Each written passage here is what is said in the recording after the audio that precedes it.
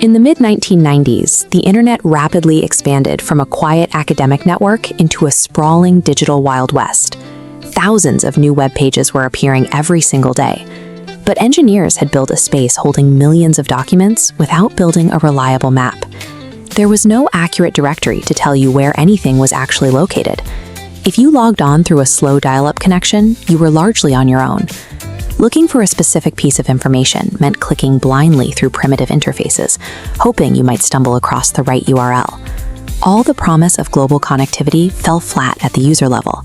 The internet was practically useless if finding a single fact relied on pure luck. Naturally, massive corporations rushed in to fill the void. Names like AltaVista, Ask Jeeves, Lycos, Excite, and Yahoo quickly dominated the early web. During the dot-com boom, these companies commanded enormous wealth.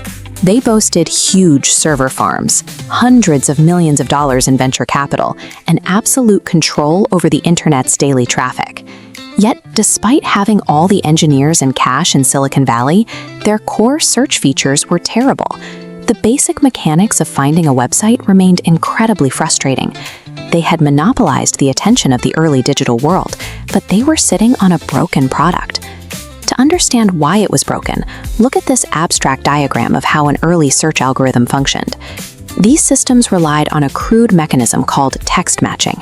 Instead of measuring a page's quality, the scanner simply counted how many times a specific target word appeared in the text. This created a glaring loophole known as keyword stuffing. If you wanted your website to rank first when someone searched for best pizza, you didn't need to actually review pizza. You just programmed your site to invisibly repeat the word pizza hundreds of times. The algorithm would read the repetition and falsely flag it as a perfect match. Because the system was this naive, spammers completely overran the search results. A high-quality, relevant article would get buried at the bottom of the list, while a useless page filled with invisible keywords rocketed to the top. Early search algorithms operated as highly gamified text counters that rewarded bad actors and punished the user with irrelevant garbage. Engineers at these giant tech companies knew their algorithms were flawed, but fixing search didn't align with their business strategy, a model called the portal strategy. Companies like Yahoo wanted to be all-encompassing media destinations.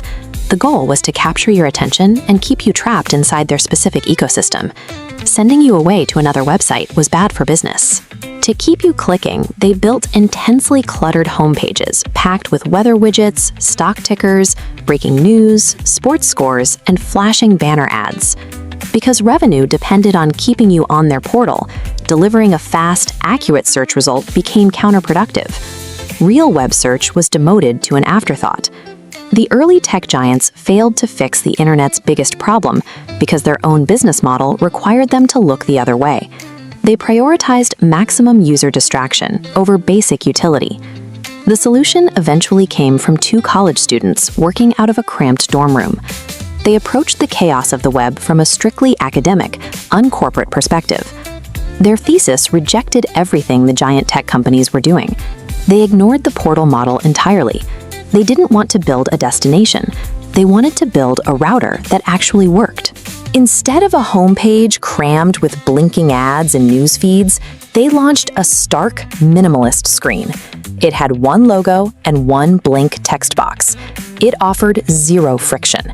You typed in what you wanted, the algorithm quickly delivered the most relevant result, and you immediately left.